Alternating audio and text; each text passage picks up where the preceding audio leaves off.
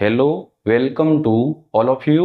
इस लेक्चर में हम अपवाऊ के नियम के बारे में पढ़ेंगे। परमाणु के कक्षकों में इलेक्ट्रॉन अपवाऊ के नियम के अनुसार भरे जाते हैं। अपवाऊ एक जर्मन शब्द है जिसका मतलब होता है निर्माण करना। इसको हम लिख लेते हैं।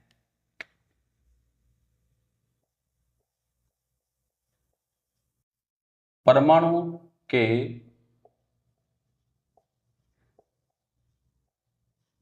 कक्षकों में इलेक्ट्रॉन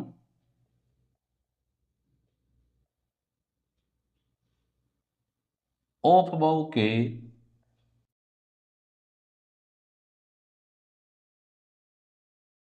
नियम के अनुसार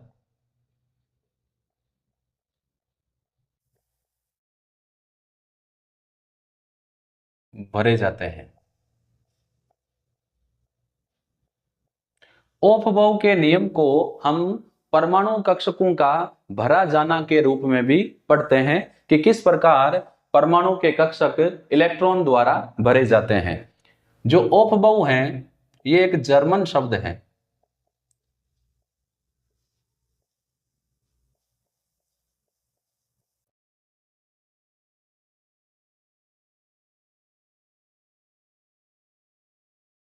जिसका अर्थ है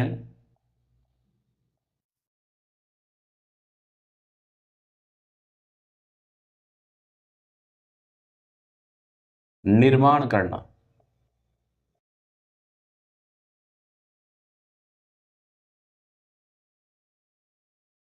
यहां पर निर्माण करने का सीधा मतलब है परमाणु कक्षकों का निर्माण करना, अर्थात परमाणु कक्षकों का भरा जाना। नेक्स्ट हम क्या कह रहे हैं?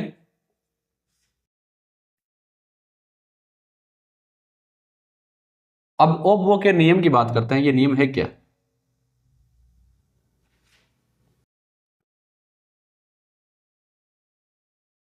अपवाऊ के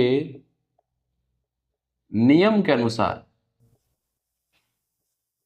इस नियम के अनुसार इलेक्ट्रॉन हमेशा ऊर्जा के बढ़ते क्रम में भरे जाते हैं। अर्थात इलेक्ट्रॉन पहले उस उपकोष में भरेंगे जिसकी ऊर्जा का मान कम है और उसके बाद उस उपकोष में भरेंगे जिसकी ऊर्जा का मान अधिक है। तो अपवाऊ के नियम के अनुसार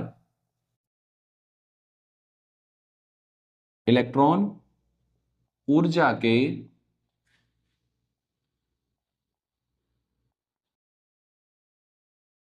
बढ़ते क्रम में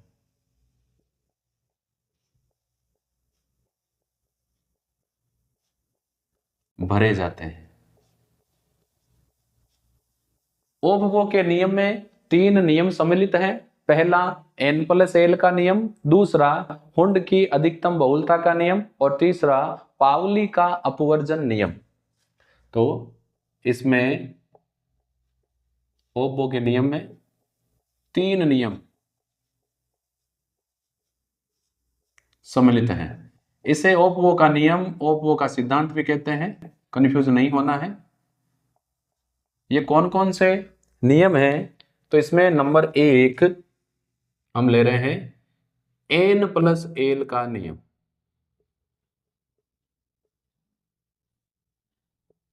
इस नियम के अनुसार इलेक्ट्रॉन पहले उस उपकोष में भरे जाते हैं जिसके N+L का मान कम हो।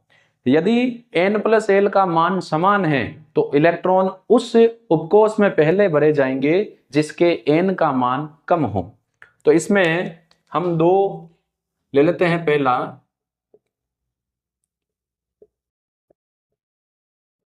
इस नियम के अनुसार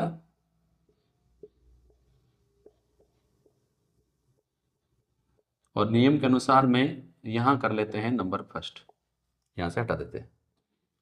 इलेक्ट्रॉन पहले उस उपकोष में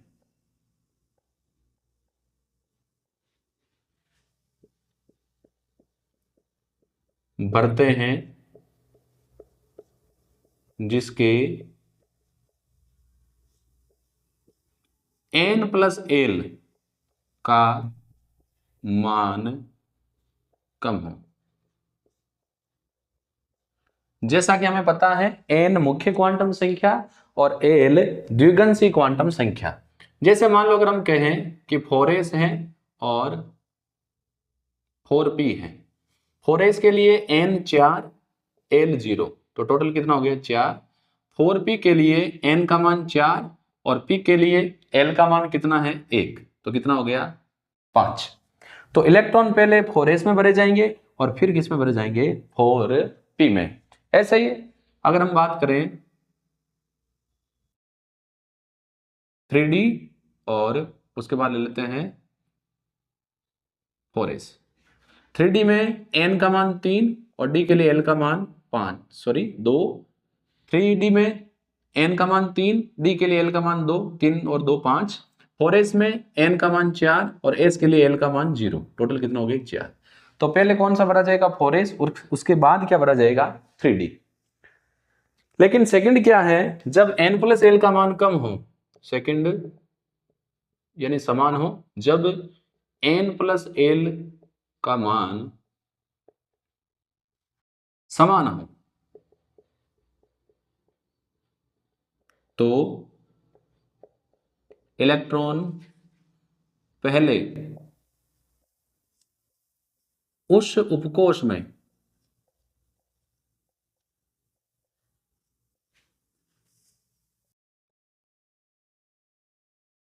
भरे जाएंगे जिसके n का मान कम। कई जगह ऐसे आती है जब n और l का योग समान होता है तो पहले वह उपकोष भरेगा जिसके n का मान कम हो। देखो फॉर एग्जांपल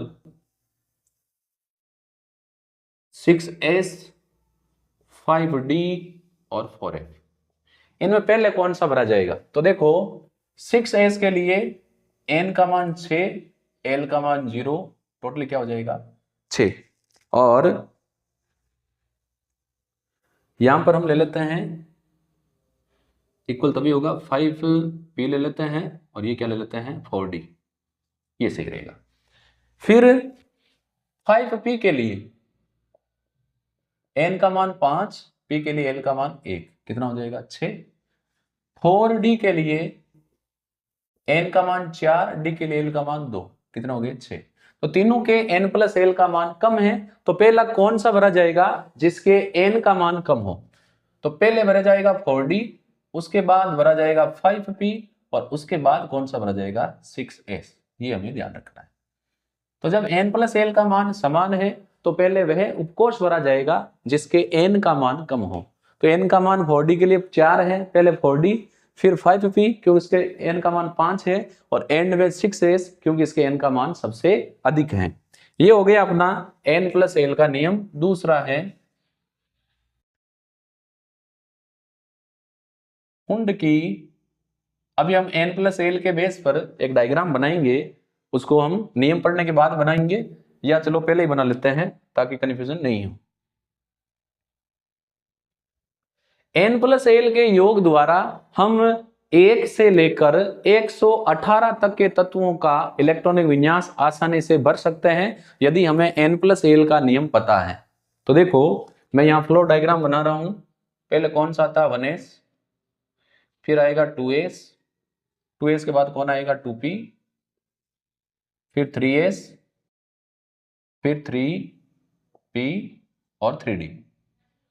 p 2 से स्टार्ट होता है, d 3 से, फिर 4s, 4p, 4d और यहां क्या आ जाएगा 4f। उसके बाद 5s, 5p, 5d और 5f, फिर 6s, 6p, 6d, 7s, 7p। Marker change कर लेते हैं। तो इसको हम ऐसे तिरछी लाइनों से मिला देंगे। ये डायग्राम जो है ये अपने शुरू में काम आएगा, उसके बाद हमें इसकी जरूरत नहीं पड़ेगी।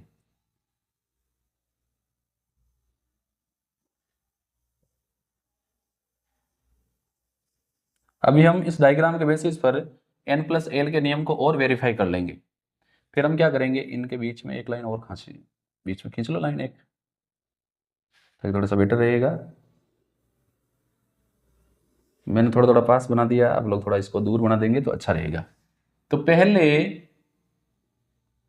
1s फिर 2s और 2s के बाद कौन सा भरा जाएगा, 2p।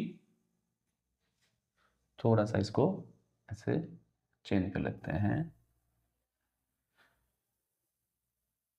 तो सीधा यहां मिला देते हैं 2p, फिर 3s, 3s के बाद 3p, फिर 4s, 4s के बाद 3d। अब देखो 4s 3d, n का मान 4, l का मान 0, टोटल 4, 3d, n का मान 3, l का मान 2, 5। इसीलिए पहले 4s भरा जाएगा, फिर 3d, 3d के बाद फिर 4p, फिर 5s, 5s के बाद फिर 4d, फिर 5p, फिर 6s, उसके बाद ऐसे चलते जाओ, फिर आएगा 4f, 5d, 6p, 7s, और उसके बाद 5f, 6d, 7p। अब देखो 7s और 5f में पहले कौन सा भरा जाना चाहिए, 7s, 5f। देखो ये 7s है, इसके बाद 5f भरा जा रहा है, तो इसके लिए n का मान 7, l का मान 0, टोटल 7, और इसके लिए n का मान 5, l का मान कितना है, देखो p के लिए 1, d के लिए 2 और f के लिए 3, 5 3 कितना हो गए, 8। इसीलिए 7s के बाद 5f भरा जाएगा, क्योंकि 5f के n+l का मान अधिक है। तो इसके आधार पर जो फ्लो चार्ट बन रहा है वो क्या है, पहले 1s, फिर 2s, फिर 2p, फिर 3s, फिर 3p, यहां तक पहुंच गए। 3p के बाद 4s, 4s के बाद 3d, 3d के बाद 4p, ये देखो 3d के बाद 4p, 5s, 5s के बाद फिर चलो आगे 4d, 5p, 6s, 6s के बाद 4a, 5d, 4a, 5d, फिर 6p, 6 के बाद 7s, फिर 5f, फिर 6d और फिर 7p। ये एनर्जी का बढ़ता हुआ क्रम है, जिसमें पहले वह उपकोष भरेगा जिसकी ऊर्जा कम है, और उसके बाद वह उपकोष भरेगा जिसकी ऊर्जा अधिक है। तो ये हमने जो चार्ट बनाया है, ये n+l के नियम के आधार पर बनाया है। पहले वह भरा जाएगा जिसके n+l का मान कम हो, बाद में वह भरा जाएगा जिसके n+l का मान अधिक हो। यदि n+l का मान बराबर है तो पहले वह भरा जाएगा जिसके n का मान कम है, और बाद में वह भरा जाएगा जिसके n का मान अधिक है। थोड़ा इरेज करते हैं बोर्ड को।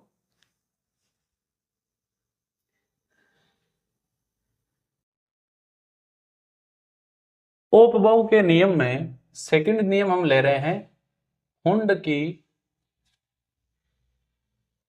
अधिकतम बहुलता का नियम।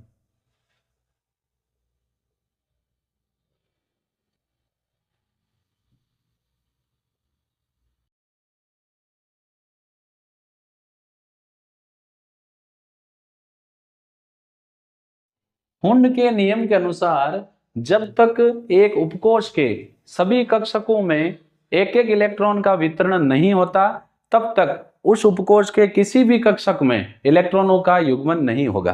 अर्थात इलेक्ट्रॉन युग्मित होने की बजाय अयुग्मित रहना पसंद करते हैं, क्योंकि अयुग्मित होने पर इलेक्ट्रॉन इलेक्ट्रॉन प्रतिकर्षण कम होता है।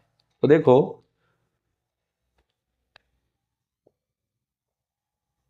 इस नियम के अनुसार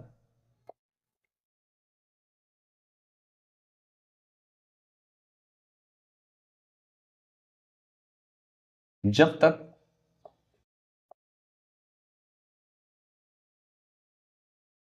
एक उपकोष के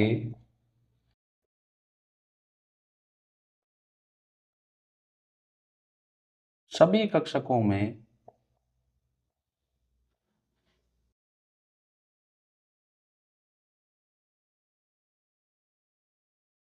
एक एक इलेक्ट्रॉन का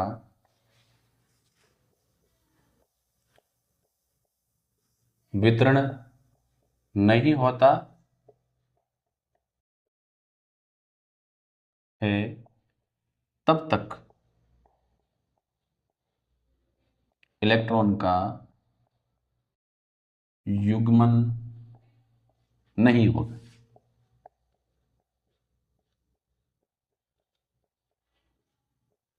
देखो इसको एग्जांपल से समझते हैं। सपोज करो अपने पास विन्यास है P3।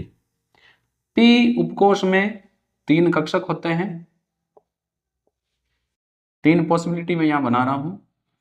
इलेक्ट्रॉनिक विन्यास को हम 2 प्रकार से भर सकते हैं, संकेतन और इस प्रकार हम आरेख द्वारा, जिसमें कक्षकों को कॉलम द्वारा दिखाया गया है। अब देखो P3 है तो जैसा कि पाउली का नियम कहता है, अभी हम पढ़ेंगे, एक कक्षक में अधिकतम 2 इलेक्ट्रॉन हो सकता है। तो मान लो मैंने ऐसे भर दिया और इसको भर दिया, फिर खाली छोड़ दिया। इसमें 1 भर दिया, इसमें 2 भर दिया, इसको खाली छोड़ दिया, और इसमें 1 भर दिया, दूसरा इसमें भर दिया, तीसरा इसमें भर दिया। तो यहां पर इसमें युग्मन है जबकि कक्षा खाली है, इसमें भी युग्मन है, कक्षा खाली है। तो ये जो दोनों विन्यास है ये गलत है, ये विन्यास सही है, क्योंकि पहले एक एक इलेक्ट्रॉन का वितरण होगा। अगर P4 हो जाए, P3 की जगह P4 हो जाए तो क्या होगा?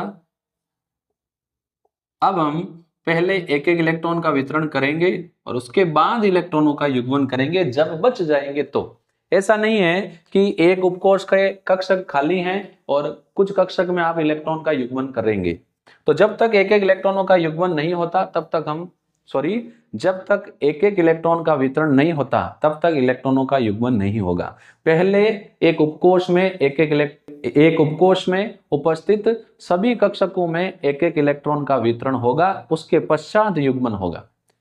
जैसे मान लो इसकी जगह मैं ले लूं D5, तो D में कितने, D उपकोष में 5 कक्षक होते हैं।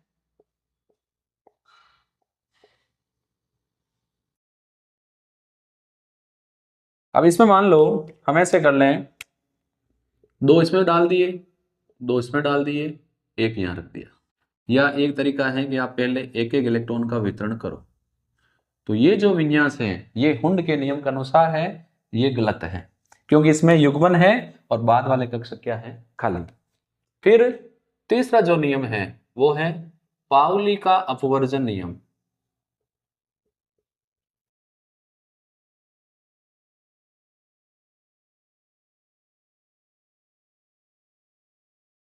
इस नियम के अनुसार एक कक्षक में अधिकतम 2 इलेक्ट्रॉन भरे जा सकते हैं, लेकिन उनकी चारों क्वांटम संख्याओं का मान समान नहीं होगा।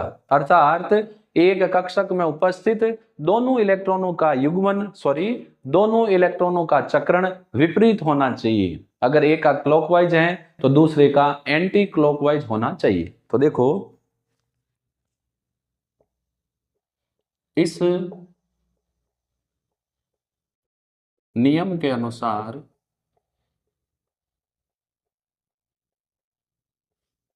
एक कक्षक में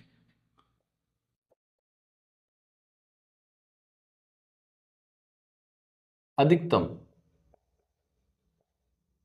2 से ज्यादा नहीं भरने हैं, 2 इलेक्ट्रॉन भरे जा सकते हैं, लेकिन इनकी यानी दोनों इलेक्ट्रॉनों की चारों क्वांटम संख्याओं का मान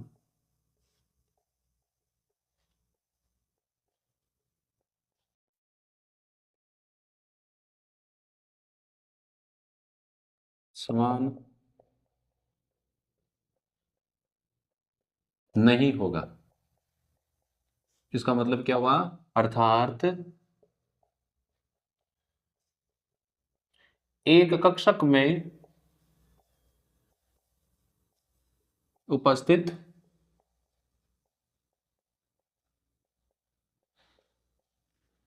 दोनों इलेक्ट्रॉन का चक्रण विपरीत होगा।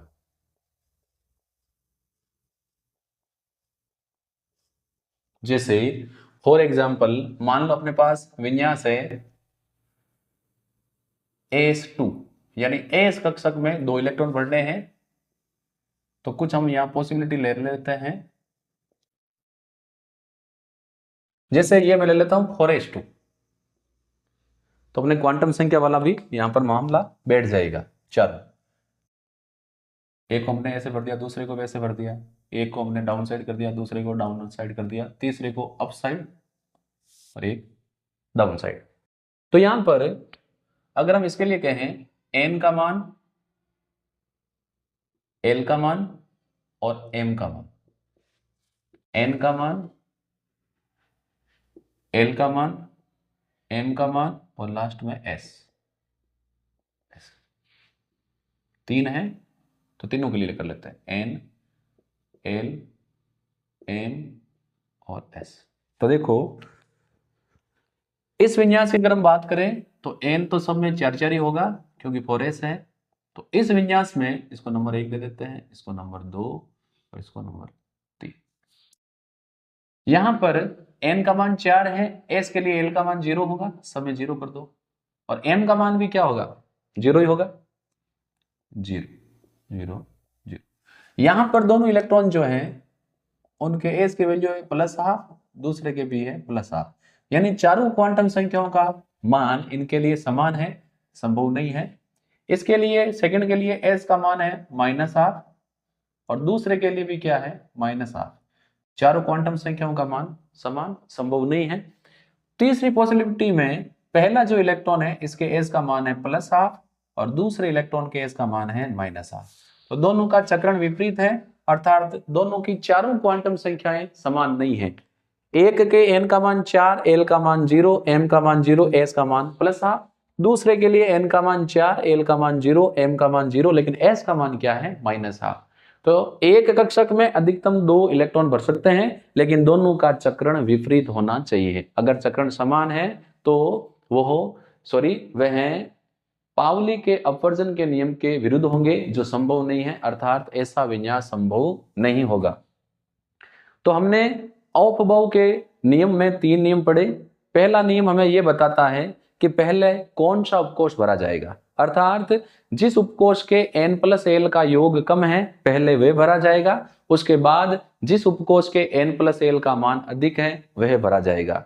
जब n + l का मान समान है तो पहले वह उपकोष भरा जाएगा जिसके n का मान कम है और उसके बाद अधिक n वाला उपकोष भरा जाएगा। तो उपकोष जब हम भरेंगे तो हमें पहले n + l देखना है, जिसका कम पहले वह, उसके बाद अधिक वाला। और जहां कहीं ऐसा हो कि n + l का मान समान है तो पहले वह भरो जिसका n कम है, बाद में वह भरो जिसका n अधिक है। तो n + l का नियम हमें यह बताता है कि पहले कौन सा उपकोष भरा जाएगा, बाद में कौन सा उपकोष भरा जाएगा।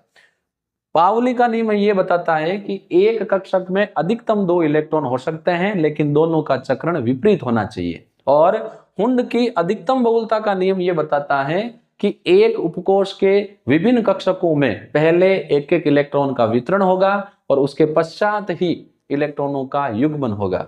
जो हुंड का नियम है ये बहुत ज्यादा यूजफुल है, क्योंकि अगर इसके विरुद्ध आप काम करोगे तो एक परमाणु या आयन में ए युग्मित इलेक्ट्रॉनों की संख्या निकालना आपके लिए असंभव होगा, गलत होगी। इसीलिए हुंड के नियम के बारे में जानकारी होना आवश्यक है, क्योंकि जब हम कोऑर्डिनेशन केमिस्ट्री पढ़ेंगे या ए युग्मित इलेक्ट्रॉनों की संख्या निकालना पढ़ेंगे या चुंबकीय गुण पढ़ेंगे तो वहां पर हम इस कॉलम द्वारा ही इलेक्ट्रॉनिक विन्यास भरेंगे और वहां पहले हम एक एक इलेक्ट्रॉन का वितरण करेंगे, उसके पश्चात युग्मन करेंगे।